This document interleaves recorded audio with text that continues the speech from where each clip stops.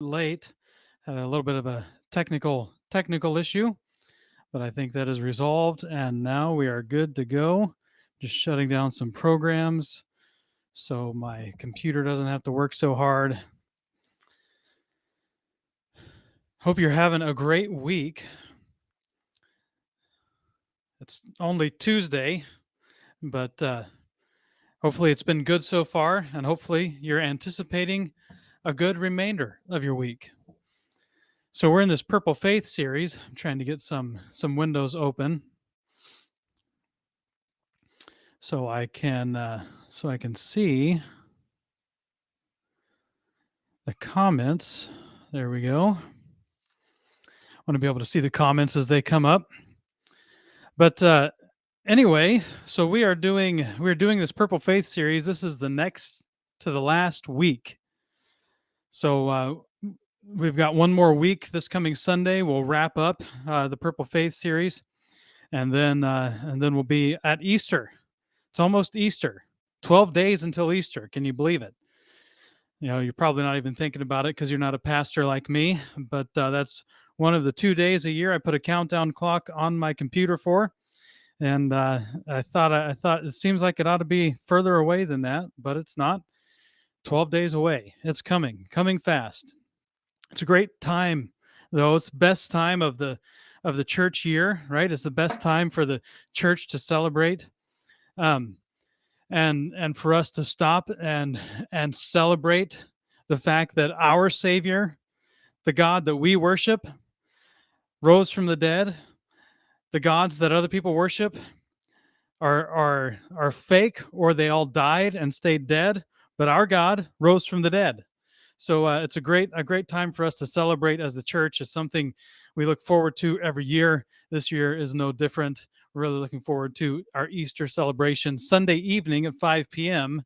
That's when we do dinner church now. We don't do church in the morning. We do it in the evening, and we like to.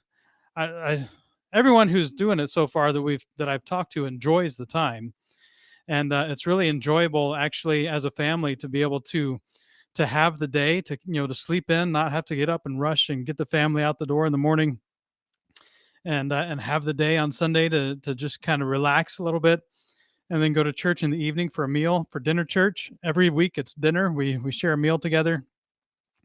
Easter week we'll be having snacks, assuming that that people have probably eaten a lot of food already on Easter. So we're going to have some snacks on Easter evening. But 5 p.m., we'd love for you to come join us on April 17th here at SixEight Church. If you're looking for somewhere to celebrate Easter in the evening, come check us out. We'd love to have you join us. But we're in this series. Let's see what else we got going on. Oh, anyone that wants to come help get the church ready for Easter, you can come on this Saturday from 9 until noon. We're going to do a work day here at the church to get the grounds looking good and get the building looking good, and get everything nice and neat for the anticipation of guests arriving on that Easter week. And the church that rents the building on Sunday mornings is also going to be there, and we'll be working together for the first time, so that'll be fun. And then the following Saturday, April 16th, we've got our Priester Easter egg hunt the day before Easter. So not on Easter morning, but the day before Easter at 10 o'clock, we're going to be doing an Easter egg hunt. And we're also going to be taking free family photos that my wife and I will be taking. Since we used to do photography, we're going to be taking free family photos as we register people on that morning. So we'd love to have you come participate with us on Sunday or Saturday morning, April 16th as well. All right. So we're in this series, and I actually technically for the first time in many weeks, I finished the sermon on Sunday evening. Now, not very many people watch this live stream. So you kind of get it's kind of like an inside track. It's kind of like a behind the scenes kind of a thing. Like, you'll get to know things on this live stream that no one else is going to get to know. It's kind of like, insider information, insider trading, but without the crime. So Sunday, we did this sermon. I did this sermon, and I did not feel good about it at all. I was not prepared as I wanted to be. And part of the thing that happened was I didn't have what I call my organizing metaphor. So for most sermons, especially through this series, I've I like to have a metaphor to help tie everything together. And I just thought and thought and thought and thought and thought, and I couldn't come up with one until Monday. So Monday morning, I came up with one. So you're going to get the metaphor this evening. So you'll get to hear the metaphor that ties everything together. I'm not going to repreach the whole sermon. Don't worry. But you'll get to hear the metaphor that ties everything together as I intended it to be. So let's jump right in. So this is the ninth week. This is agreement number 6, and it's an agreement to be a blessing. I am a blessing. That is this agreement. Let me read the agreement we're making here in its entirety so you can see it. Agreement number 6. I will be an agent of God's blessing. I will be an agent of God's blessing. I will live in the faith of what God is doing and not in the fear of what I am losing. I just realized that all rhymed. I should have made these all rhyme, like spoken word. That would have made it even better. I will be an agent of God's blessing. I will live in the faith of what God is doing and not in the fear of what I am losing. I will speak words of life, not death. I will choose to be a happy person. Just as Jesus lifted me up out of the miry pit when I had done nothing to deserve it, I will seek to lift others up, regardless of whether or not I feel they deserve my blessing. I will be a blessing to the world in both word and deed. I and all believers am justified by Jesus alone and not by certain behaviors or actions. So that's the agreement. I will be an agent of God's blessing. And this metaphor, I think, will help make it so much clearer than I was able to make it on Sunday evening. Let me get into it. Now, there's something that happens to churches that you might not know about. You probably do it, but you probably don't know the full story. People love donating used items to the church, and this can be a great thing, right? There have been many times where someone has donated an item to our church that we really needed.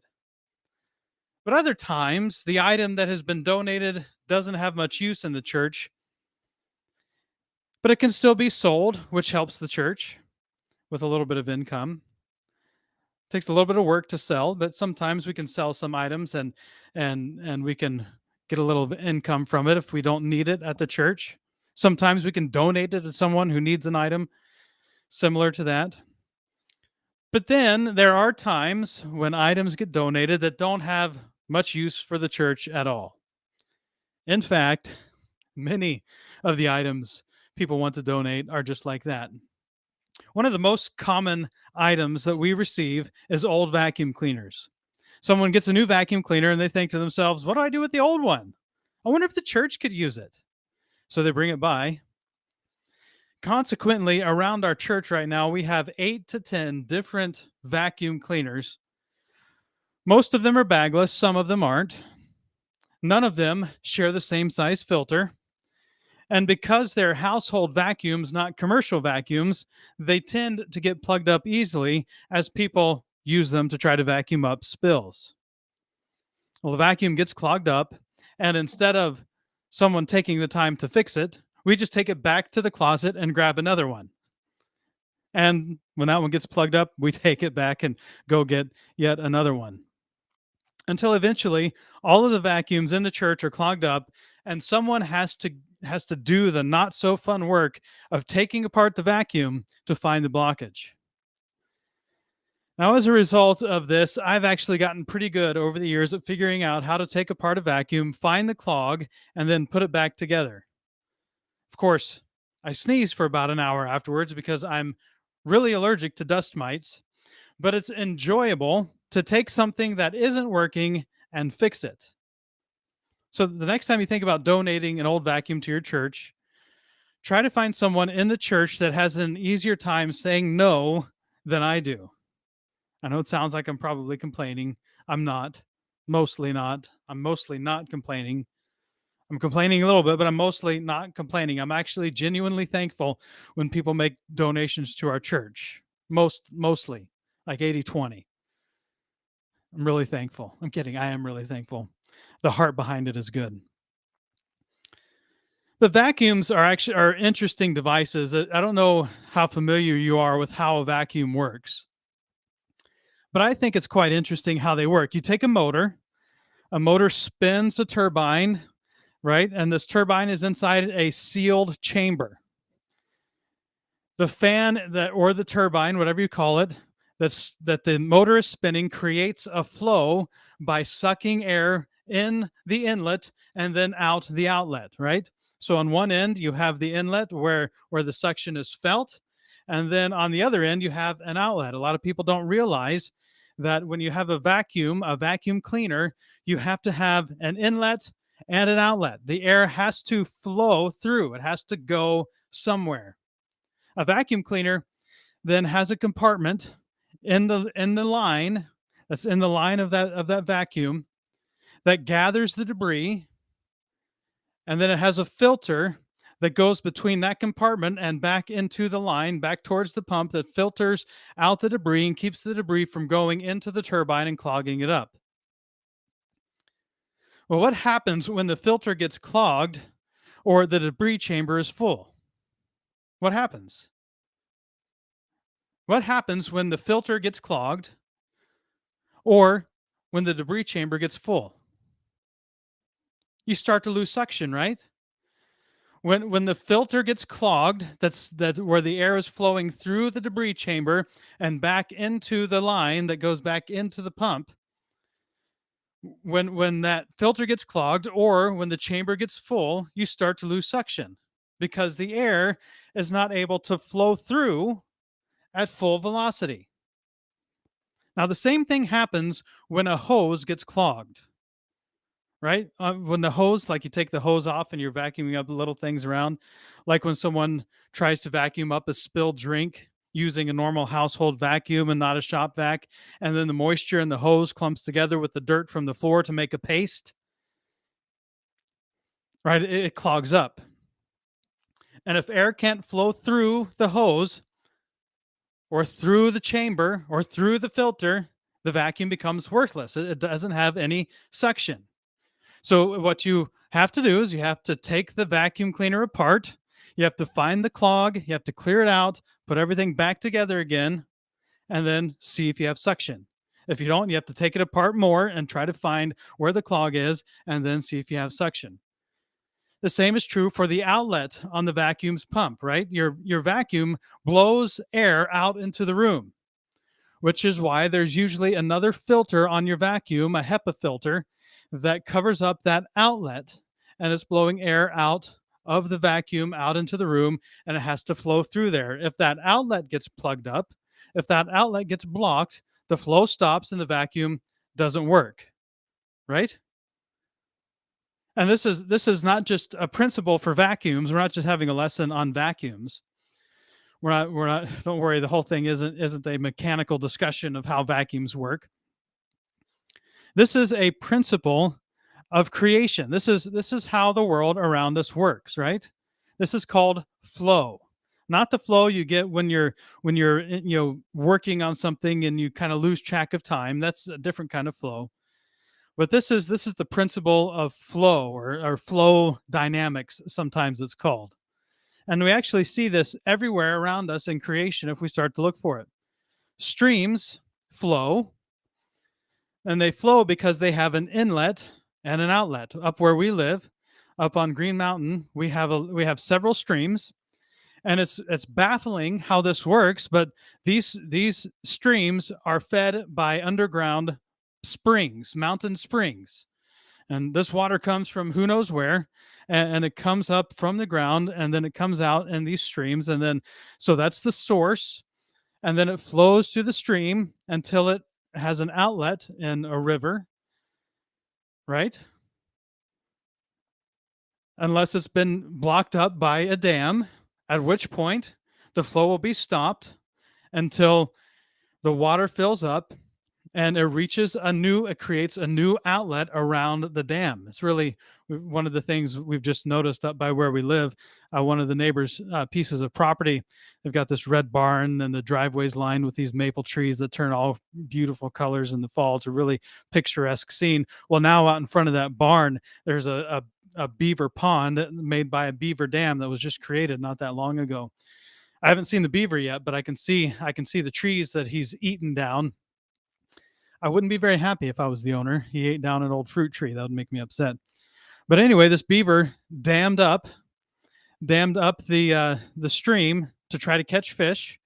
And as the water rose behind that dam, it created a new outlet around the dam as the water got to the top of the dam. It didn't flow over the top of the dam, it flowed around it, right? That's flow. That's how flow works.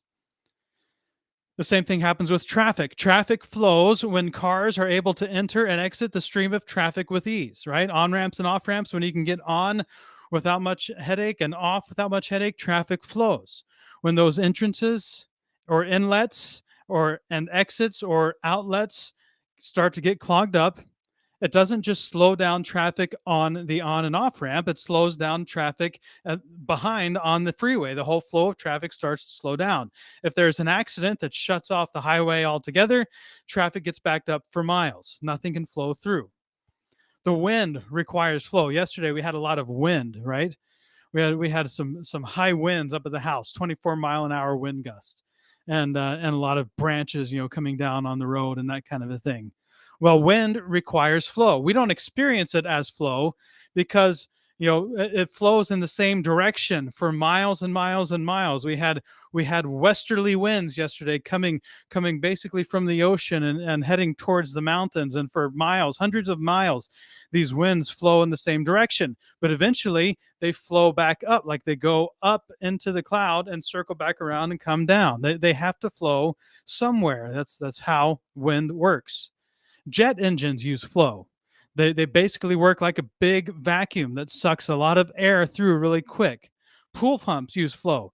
Electricity, AC electricity, requires flow, right? You've got a hot wire and a neutral wire. The current comes in through the hot wire, but it has to loop back through the neutral wire. It creates a loop. It's flow, and it's flowing through whatever device you have it plugged in. Internal combustion engines require flow. You have to have flow. You have to have an inlet of air and an exhaust. Everything requires, not everything, but a lot of things in our world require flow. It's how God designed the world to work, right? But there's another way that he designed the world to work, and it's not just in the physical world of flow. By the way, I see a couple of people watching. If you want to drop a comment, let me know you're here. I love knowing who's watching, who's joining with me in the evening studies. But flow isn't just a principle of physical systems. It's actually how God designed us to work as people. Who's joining with me in the evening we are supposed studies. To be agents of flow. That's how it's supposed to. My wife says it's just me. Hi. And we learned this a little bit last week when Jesus was teaching on forgiveness, when we were talking about being people who are ridiculously forgiving, right? Like we have irrational grace because God has irrational grace towards us. We have irrational grace towards others. Well, that's flow, right? God's forgiveness flows to us, and we're supposed to let it flow through us into the lives of those around us. Matthew chapter 6, verse 14. Jesus says, if you forgive others their sins, your heavenly Father will also forgive you. But if you do not forgive others, your Father will not forgive your sins. That's flow, right? God forgives us. If we forgive others, the Father forgives us. We forgive others, the Father forgives us. We forgive others, the Father forgives us. We forgive others. That's flow. We're supposed to be creating a flow as his followers where his grace, his life, his peace, his whatever is flowing into us and then out through us into the world around us. And we're going to see this in the scripture in Luke chapter 6, where Jesus says, "Do to others as you would have them do to you." He's talking about a flow, right? He's saying, "Do to others as you would have them do to you." If we treat others kindly, then it's likely we'll get treated with kindness. If we treat others disrespectfully and rudely, we're probably going to get rudeness back because it's a flow. That's how it works. Well, there's a lot of things that are supposed to be creating flow, but because of the curse, because of the fall, everything is broken. Everything has it's become a victim to the law of entropy. It's becoming more and more chaotic. So not only do the good things have flow, but also because flow is a principle, we're able to see bad things that also flow, right? Specifically, fear or blame, or fear and blame, flow. We can see a flow of that, and I'll explain that in just a second. At the same time, blessing and generosity can all have a flow. We talked about this a little bit on Sunday evening about blame contagion. There was a study called Blame Contagion, the automatic transmission of self-serving attributions.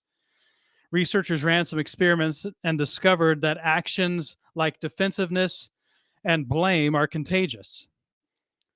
When we see others protecting their egos, we become defensive too, and we then try to protect our own self-image by blaming others for our mistakes, which may feel good to us in the moment. And we talked about this one particularly interesting study on Sunday evening that showed when someone watched someone else blame others for their own mistakes, they were likely to go shift blame for their own actions down the road.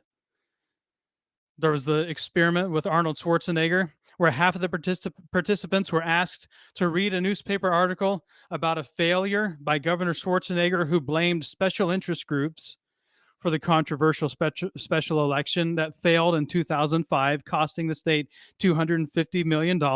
So in that article, the half of the participants that read about Governor Schwarzenegger blaming the special interest groups. Then the second group read an article in which the governor took full responsibility for the failure.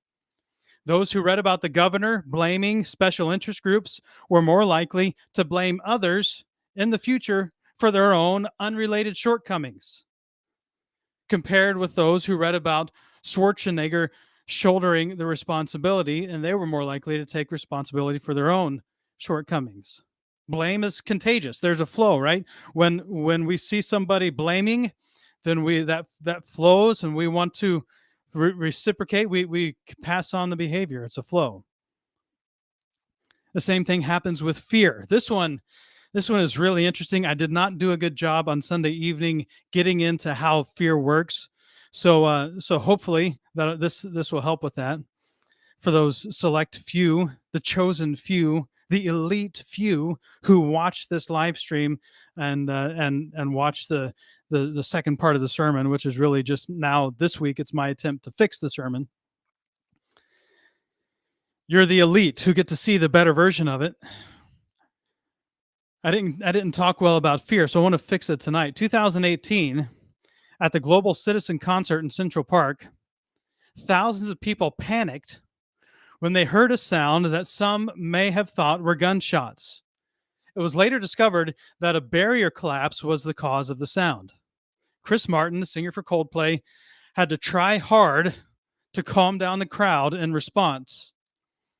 The same thing happened at a mall in Texas when a masked man jumped up on a table claiming he was about to kill himself. Hundreds of people panicked and fled, and people who didn't hear or see the man also joined in with the panic and fled. Why do we do this? Why are we prone to take off in a panic if someone yells fire? Because fear is contagious. Fear is contagious. In fact, it may be one of the most contagious emotions of all emotions. The truth is, all emotions are contagious. But fear might be one of the most contagious emotions of all. Our brains are hardwired to respond to environmental threats.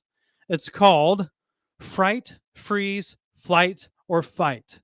We go to the flight or fight, but there's actually 2 steps before that: fright, freeze, flight, or fight. Something scares us. We freeze for a second while our brain taps into all of our senses throughout our entire body to determine if there is a threat. And if there is, if we should run from it or if we should stand and fight it. Animals have the same thing. Imagine a herd of antelopes pasturing in the sunny African savanna. Suddenly, one senses a stalking lion. The antelope momentarily freezes. Then it quickly sets off an alarm call and runs away from the predator. In the blink of an eye, all the other antelopes around follow, taking off running. It's because fear is contagious. We are built to be able to hear certain things that cause fear, and even if we didn't see the threat, to respond, trusting that the person that issued the call, the warning call, the fire, actually saw a fire and gave us reason to run. Fear is contagious. Fear flows through crowds. Fear flows through herds of animals. It has a huge flow to it. Now, if another person near us responds to something with fear, a person that we're in relationship with, a person in our circle, if someone near us responds to something with fear, we are incredibly likely to also respond with fear. Experimental studies have identified a brain structure called the anterior cingulate cortex, ACC, as vital for this ability to respond with fear. It surrounds the bundle of fibers that connect the left and right hemisphere of the brain. When you watch another person express fear, your ACC lights up, and studies done in animals confirmed that the message about another's fear travels from the ACC, the thing connecting your left and right hemisphere, travels from the ACC down or in to the amygdala, where the defense responses are set off. Your amygdala is what's responsible for that fight or flight, right? So when we are near someone who's being afraid, who's acting in fear, the ACC sends a signal down to our amygdala, and the same fearful defenses are set off as are going off in the person who's afraid, even if that person is afraid of something that isn't causing us danger. Fear is contagious. It flows from person to person. And it's actually, this is also incredibly interesting, it's how we learn fear. Something called social fear learning, SFL, is the integration social cognition and fear of social cognition and fear learning mechanisms. Social fear learning, SFL, is the integration of social cognition, so social cognition, recognition, cognition, and fear learning mechanisms. This process is thought to play a role in the emergence and maintenance of habits and cultural traditions. Social fear learning is thought to play a role in the emergence and maintenance of habits, the things we do without thinking, and cultural traditions, which are also generally things we do without thinking because they become sacred values to us. And we covered that earlier on in the series. The study suggests unique sensitivity to the caregiver's emotions, mom, dad, and early emergence of SFL, social fear learning, allow infants to learn from their parents about potential environmental threats before the sensory and motor development enables them direct exploration of the surrounding environment. So, in other words, babies, their brains, because of SFL and probably the ACC, babies are able to observe mom and dad and see if they show fear, their brain will take that in and learn it and then store that as something to be afraid of. And there's so much about the brain that we're still learning. But with trauma, there are people that have trauma in their lives that they don't remember, and oftentimes It may come from an event that happened when they were too young to remember, but their brain taught them to be afraid through social fear learning, and it's stored in their brain as fear, and so they respond to that situation with fear. It's also known as vicarious fear learning, studying the transmission of threat information between individuals. So it's looking at how fear travels between people.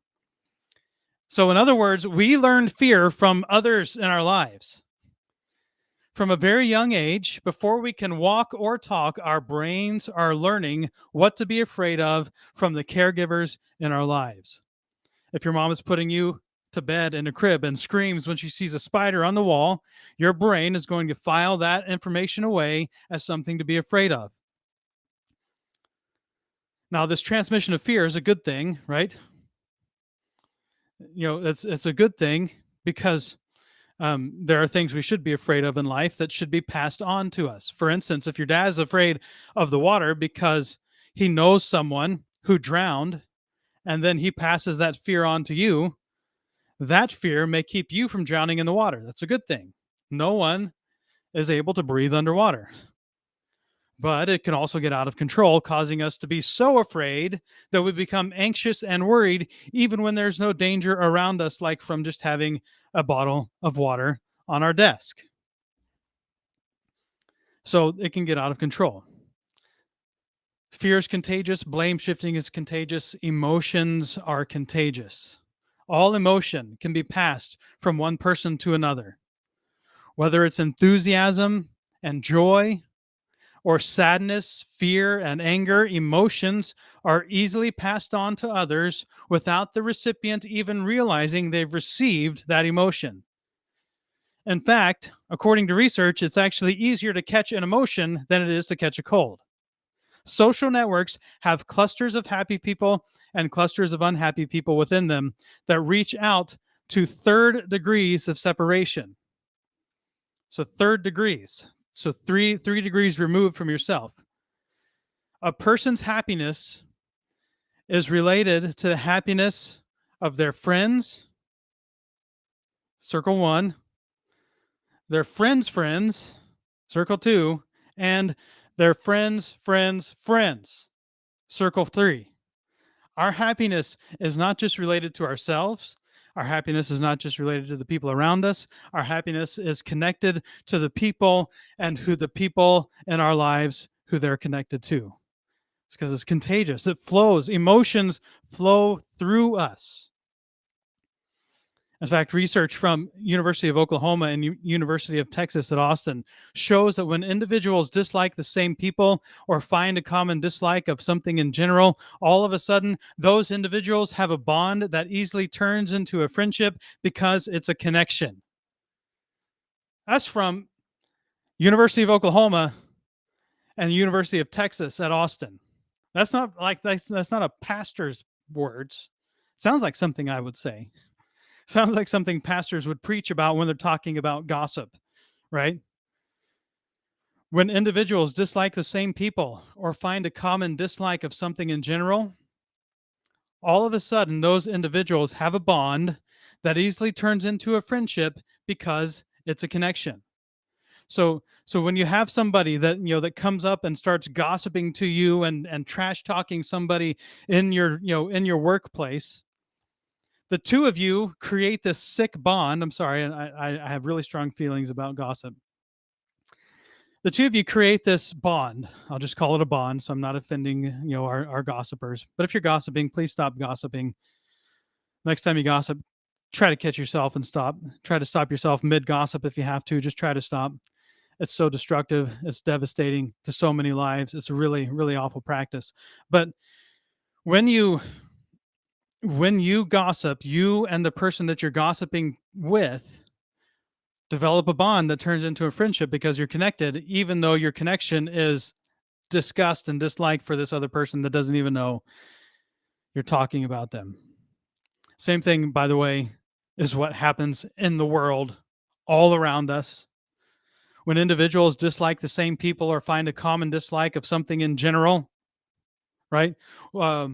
When individuals dislike the same presidential candidate and find a common dislike of the opposite political party, for instance, all of a sudden those individuals who may not know each other, may not even like each other, if they actually got to know each other outside of the bond of this unity against something, now they have this bond and friendship because of their connection disliking that thing. It's contagious. It flows through us to at least 3 degrees of separation from us.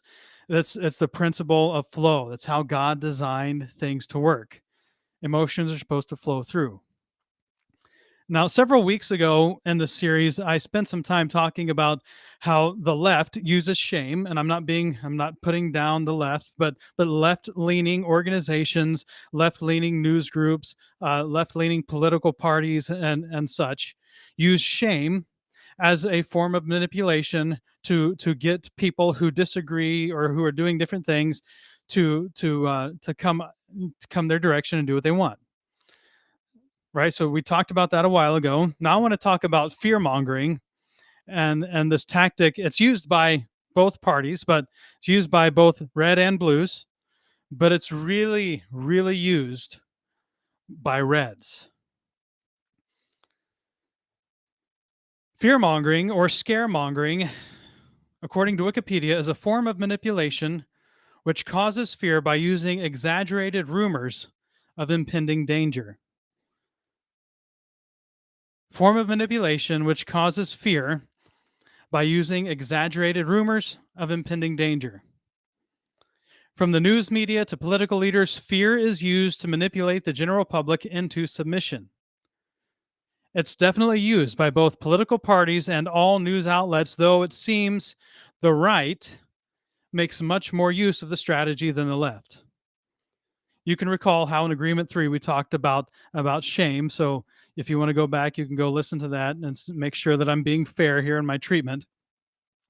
The right also uses shame, in fact, using shame more now than they used to, but the primary tactic still tends to be fear, specifically fear of what might be lost. Now, remember, fear bypasses, we just looked at it in the ACC and the SFL learning, right?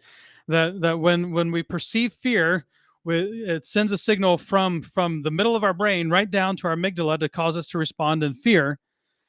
And when we sense fear, we bypass the rational, logical portions of our brain that where we're able to stop and think through if something is truly a threat or not. Is this a real thing or is this a fabricated thing?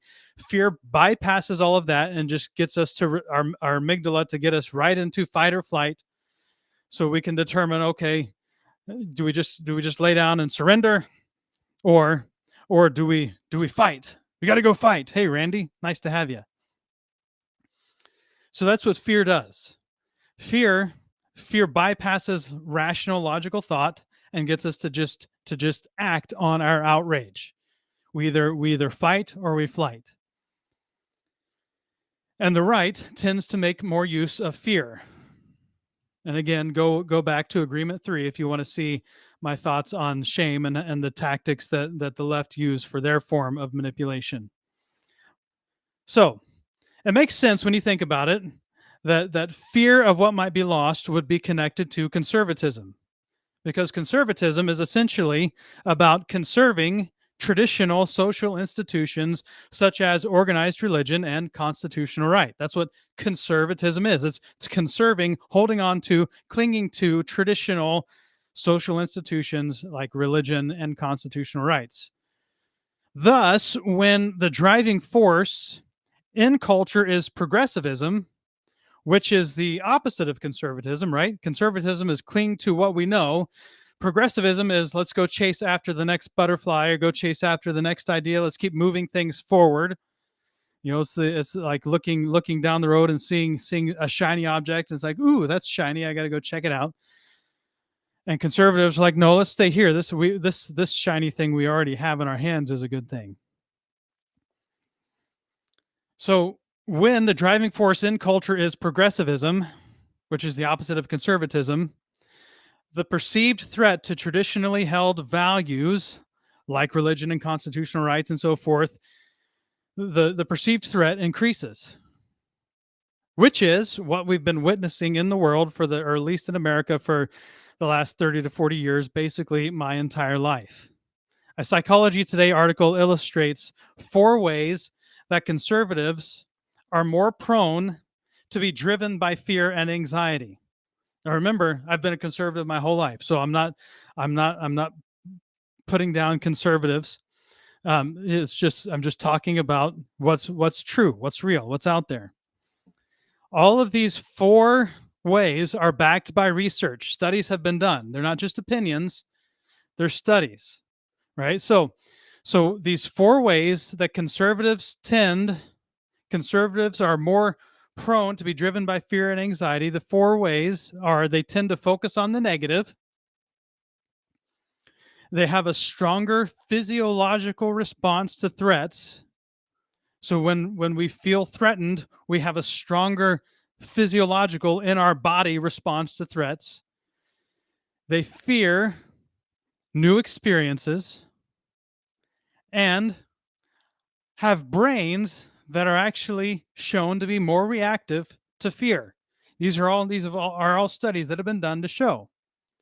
And it should make sense with everything that we've talked about with social fear learning, SFL, right? We pick up on all those things that our parents expressed, their fear and anxiety and concern when we're young, before we can even talk or speak. We pick up on all those things that they're afraid of. And then epigenetics has revealed that there are changes that don't change our actual DNA, but can still be genetically passed on to our children. So not only do we pick up on this fear of change from our parents, but we likely also inherited it in our genetic makeup to a certain extent. The good news about epigenetics, by the way, is that it can be changed. You can change that in your life, but I don't know enough in the moment to talk about it. So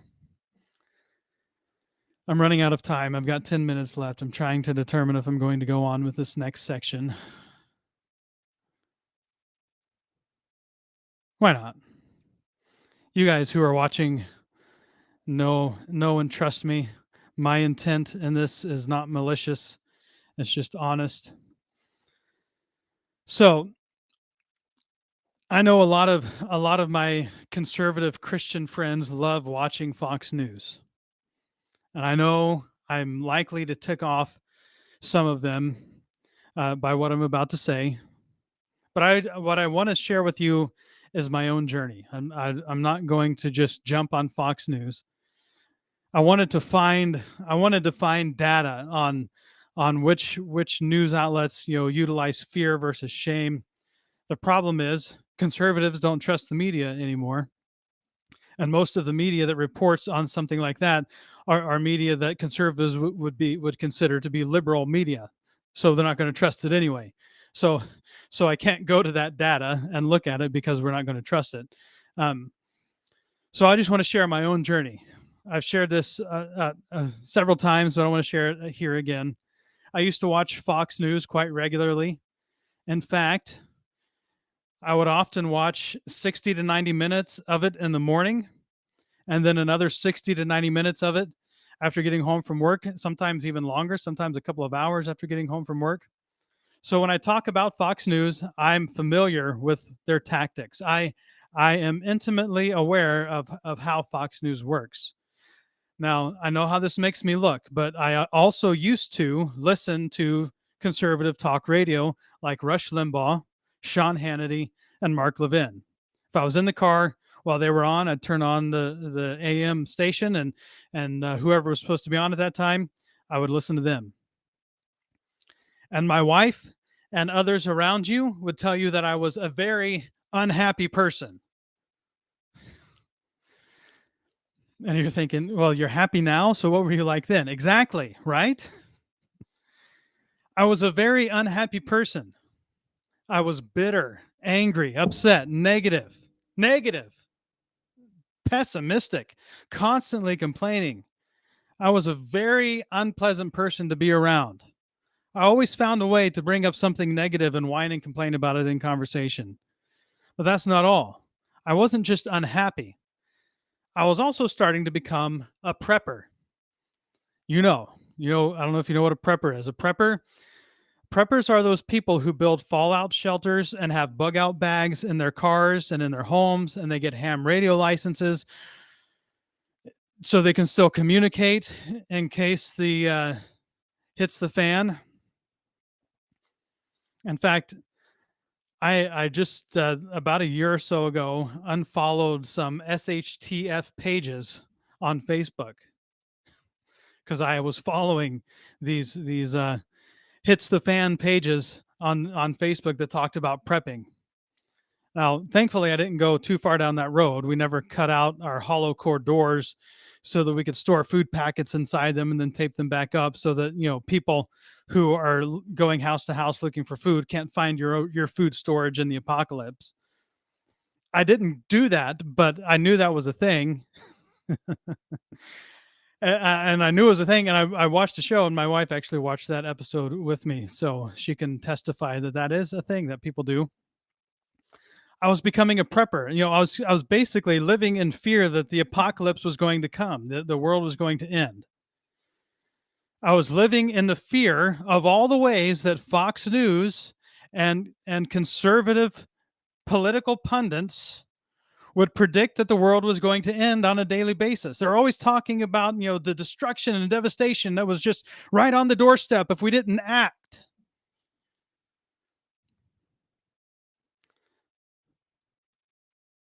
And there's something else that I want to point out. So, other pastors, older pastors than me, have told me that as a pastor, you attract what you are. What they mean by that is you tend to attract people who are similar to you in some way. They'll say, well, you can only attract people to your church who are 10 years older than you and 10 years younger. And so if you're getting too old, you're going to have a hard time attracting a lot younger people. If you're too young, you're going to have a hard time attracting older people to your church. But there's also other things about your personality that attract people to your church. Just like we were talking about how emotions are contagious. Your personality is, a lot of emotion is wrapped up in your personality. So you attract what you are. I'm somewhat introverted. I'm kind of an ambivert. I don't mind being around people. I like at times being around people. I get tired, though, when I'm around people for too long. And consequently, our church actually has a lot of introverted people in it, probably because I'm introverted. Well, during that time when I was in full on prepper mode, we attracted a lot of other people who were prepper minded.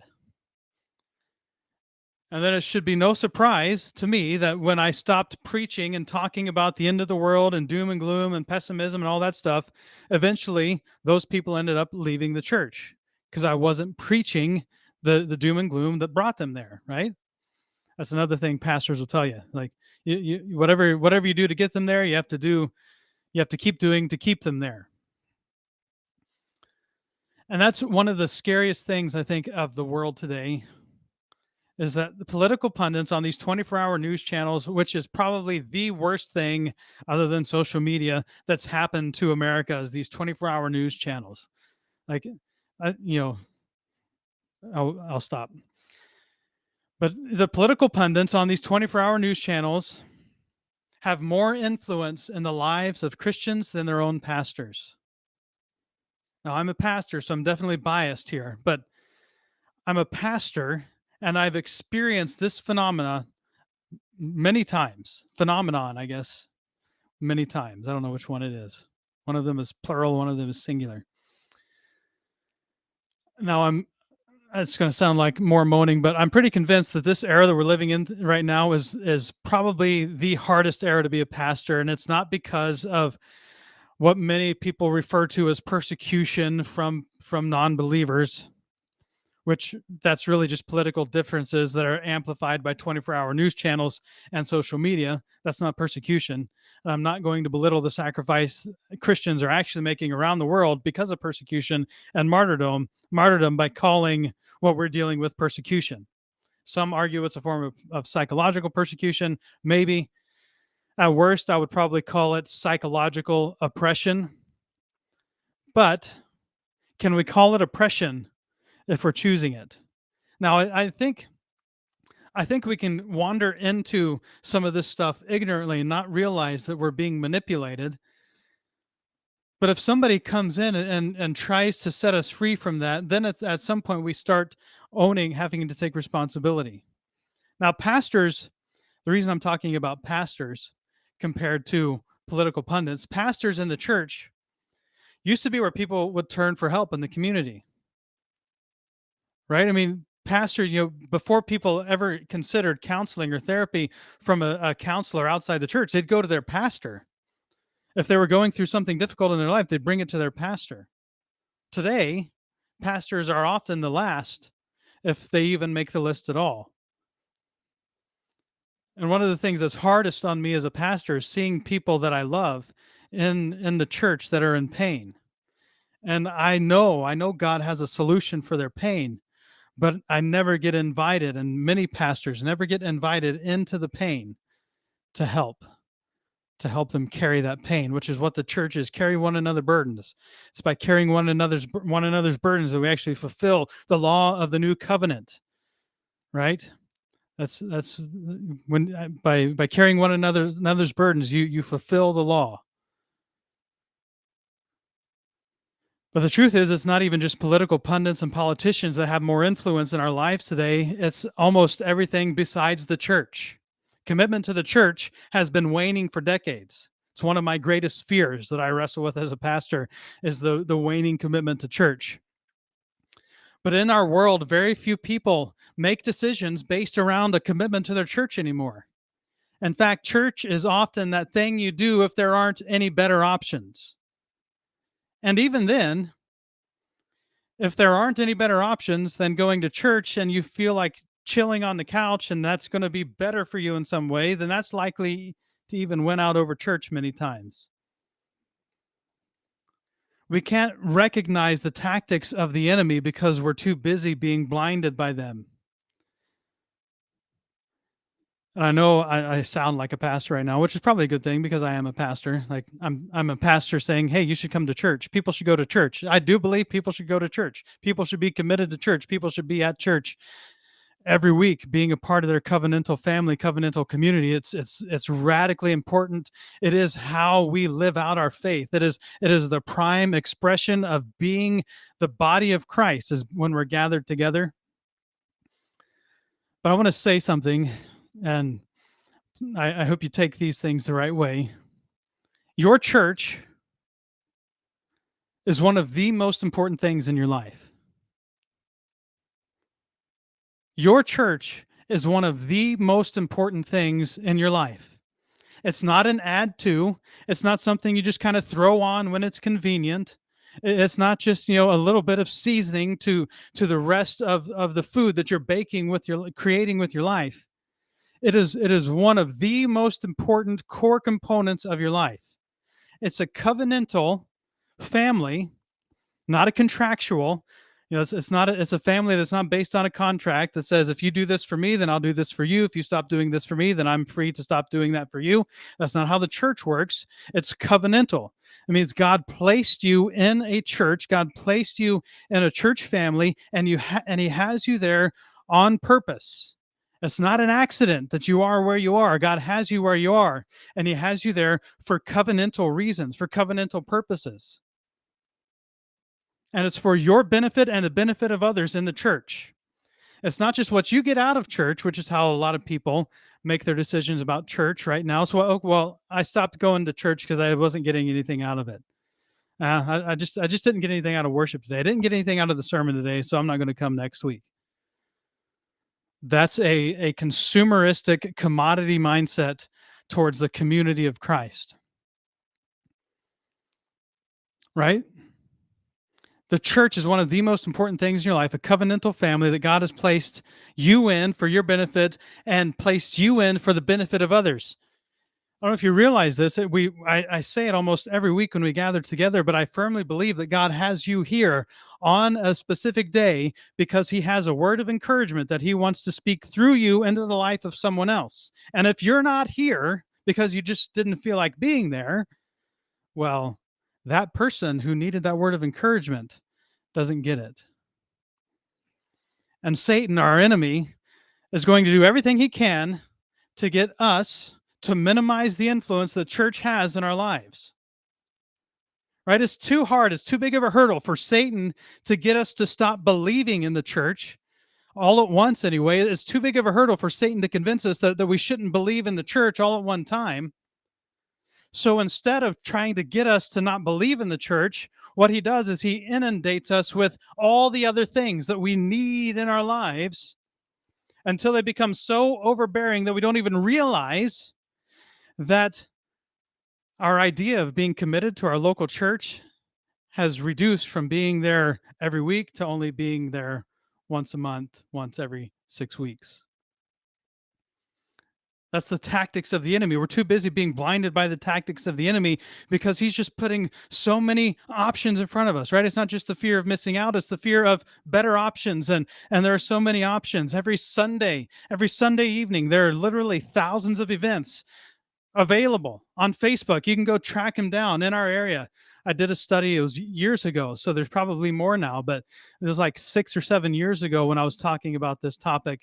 And I went on Facebook and I found a way to search how many events were available in our area on that particular morning. And there were 1,200 plus events on that particular Sunday morning that people could choose to go participate in the Portland metro area. There are always going to be a lot of better options, or at least options we think are better and more fun. That's the enemy's tactic.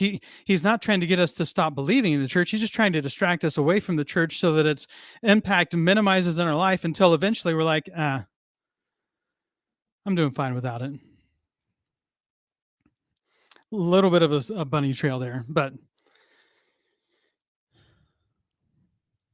we've gotten to this point now where political pundits, where podcast hosts, where YouTube hosts, YouTube channels have more influence in our lives than our pastors do.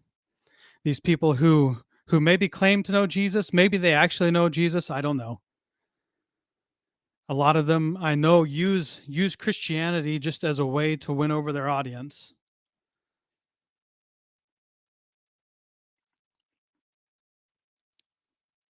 But we give these people who may not even be Christians, whom we don't know in real life, who we cannot witness their character, more influence over our lives than our local pastors, than our local church leaders.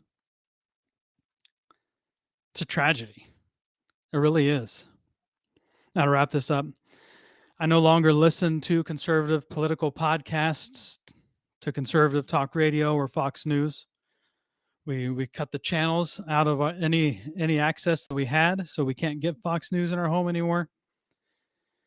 And I could lead you to at least a dozen people in my life who have noticed a difference in my demeanor. A dozen people who have commented on how I'm different than I used to be. I'm not nearly as pessimistic as I used to be. Now, in this current moment, the trial that has been the pandemic has been, wearing on me as a pastor, and it's taken a lot out of me, and I'm having a hard time getting my optimism back, but I'm working on it. I'm not just settling for negativity and pessimism. But here's the thing, I'm not nearly as afraid of the world as I used to be. I'm not nearly as worried about the end of the world as I used to be. Which, as a Christian, I shouldn't be worried, right? Because I know how the story ends. Jesus wins. So I don't really have anything to be afraid of. But I was a product of the fear factory that is conservative media. It's a fear factory. It produces fear in the lives of people who listen. It was affecting every aspect of my life. It was affecting my family. It was affecting my work. And it was affecting the people in our church. The fear was flowing through me like the Columbia River in spring. It wasn't just coming in and only affecting me. It was flowing out and affecting everyone and everything around me. I, like you might be right now, would have been offended if someone suggested that I shouldn't take so much of it in. I would have had 100 reasons on why it's okay. I would have argued that it's not affecting the people around me. It's just affecting me. Who cares if I want to be negative? It's my life. I would have hemmed and hawed and argued with you. I would have cracked a joke to let you know that I still know how to laugh. but you would have been right. It was affecting me. Maybe you're not as easily influenced as me, but I bet all that stuff has a lot more power over you than you realize. So just try taking a week off from it all, from the from the from the news, from the TV, from the 24-hour news channels, from podcasts, from political podcasts, from political newspapers, political social media. Just take a week off and see if you notice a difference. See if people around you notice a difference. If you start itching and twitching and you don't know what to do with your time, that might be a good sign that those institutions have a lot more control over your life than you want to admit. And the way they work, they actually get us addicted to them because they're playing with our dopamine all the time. So we actually legitimately have addictions to those things. And who knows, maybe as a result of just cutting that out of your life for 1 week, the people in your life might want to spend more time with you again as the pessimism and negativity wear off and the real you starts to emerge from the hypnotic state that you'd been in. Or you can just get mad at me for suggesting it and tell me all the ways that I'm wrong. It's your call. It's up to you.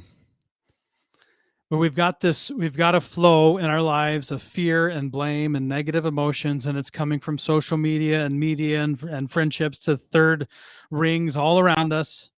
And we've got to control it. We've got to cut it off, and we have to replace it with blessing, which is what we talked about on Sunday evening. So now I encourage you, if you didn't hear Sunday evening's message, go listen and watch Sunday evening's message, where we talk a lot about blessing, because that is the agreement, that I will be an agent of God's blessing. So Randy says, haven't watched news networks for years because they're nothing but negativity. Good. That's good, Randy. I'm glad to hear that. My wife says turning off the news changed our life for real. And it has. And we're still changing to this day.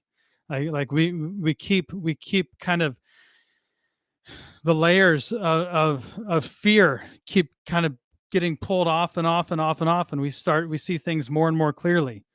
Don't realize how much our ability to see the world around us is affected, like those glasses I talked about, the Dwayne Wayne glasses. We don't realize how much we see the world through those lenses until we stop putting those lenses on, and then everything starts getting clearer and clearer and clearer, and we finally start to see the world clearly. All right, that's it. That's all I have for tonight. If you want the rest of the sermon, it's kind of backwards this week, but I didn't have the good metaphor. I didn't have the good organizing metaphor on Sunday night. I came up with it on Monday. So that's what we did. We went and fixed the beginning of the sermon. You can go watch the sermon and catch up the rest of the teaching on Facebook or YouTube, wherever it is. I do just want to quickly hit those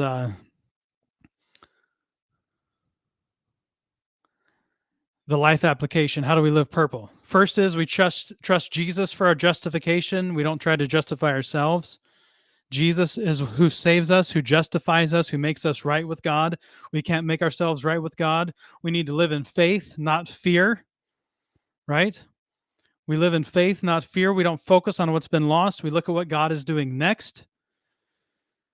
2 Corinthians 4:16, we do not lose heart, though outwardly we are wasting away, yet inwardly we are being renewed day by day, for our light and momentary troubles are achieving for us an eternal glory that far outweighs them all. So we fix our eyes not on what is seen, but what is unseen, since what is seen is temporary, but what is unseen is eternal. Trust Jesus for my justification. I don't justify myself. I live in faith, not fear. I speak words of life, not death. Blessings were spoken, and we're supposed to be speaking blessings and bringing into existence, abracadabra, what I speak, I create, speaking blessing into existence in the world around us, not death and spite and hatred. Proverbs 18, verse 20 through 21, Ephesians 4:29. Number 4, be happy. Let's be happy. I'm trying harder to be happy, and I'm more tired than I've ever been, but I'm having to try harder than I've ever tried to be happy and optimistic. But let's be happy. That's what the word blessed means, is happy. Let's be happy. And then lastly, express your gratitude for God and all who have blessed your life, because that is blessing. That's how we bless God. We express our gratitude for all of the good things that he has done for us. And I had a list that you can go catch in the sermon from Sunday evening of all the things we can be thankful for. I will be an agent of God's blessing. I will live in the faith of what God is doing and not in the fear of what I am losing. I will speak words of life, not death. I will choose to be a happy person. Just as Jesus lifted me up out of the miry pit when I had done nothing to deserve it, I will seek to lift others up, regardless of whether or not I feel they deserve my blessing. I will be a blessing to the world in both word and deed. I and all believers am justified by Jesus alone, and not by certain behaviors or actions. Thanks so much for being here. Sorry I went a little bit long. I started about 8 minutes late because of technical difficulties, so I'm only 5 minutes over, but let me pray for us and we'll wrap it up. Heavenly Father, I pray that you help us, your children, to be agents of blessing, that we would let your blessing flow through us and into the lives and onto the lives of the people around us. I pray, Father, that any area where we're blocking up that blessing with fear, where we're blocking up that blessing with negative emotions and blame and all the things that we're taking in, and we're trying to get the flow to go in reverse instead of flowing through us, we're trying to back it up. I pray, Father, that you would reveal those to us in our lives and our minds tonight at the hearing of this. Help us to see those areas where we're stopping the flow with our fear and our blame and our negative emotions, to repent of those things, to turn away from them, and to embrace your blessing and let it flow through us. Help us to be people of blessing in the world. And I pray that that blessing would not only flow into our lives and the lives of our church, but that blessing would start to flow out of us and into the lives of the first, second, and third rings of influence we have to our friends, that they would experience the blessing flowing through our lives, and that we would start to once again be the testimony of the blessing of Jesus Christ in a world of negativity. In Jesus' name, amen. Randy says thanks. My mom says thanks for your time. Didn't know you were here, Mom. Nice to have you. And my mom says that my wife says she learned to think for herself too. Yeah. It's one of the things. It's easy to not think for yourself when everyone else is telling you how to think. So it's important to stop and learn to think for ourselves. All right, love you all. Hope you have a great week. We'll see you Saturday morning if you're in the area for our work day, 9 to noon. Sunday evening, 5 p.m. for dinner church. The following Saturday, 10 a.m. for the Easter egg hunt, 8 a.m. for setup, and the following week, the day after that, is Easter service at 5 p.m. for SixEight Church. Have a great week. We'll